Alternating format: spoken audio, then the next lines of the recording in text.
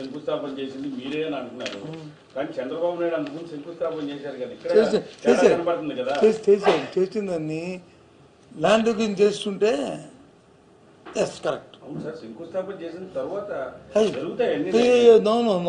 No చాలా తప్పు, చాలా తప్పు. శంకుస్థాపన చేసామంటే మళ్ళీ మేము శంకుస్థాపన అలా కాదు, మళ్ళీ మేము శంకుస్థాపన చేయండి. ఇప్పుడు ఆ తోట బిల్లు ఉంది, 5 డిగ్రీలు వేసి ఏమి చేయకుండా చేశాడు, తర్వాత మళ్ళీ రాశాడు, వచ్చిన తర్వాత శంకుస్థాపన చేసి తోట బిల్లు ప్రారంభించి కట్టాము. అది అంతేగాని అదాని విషయంలో కూడా అలాగే మీరు అంటూ ఉంటారు కదా.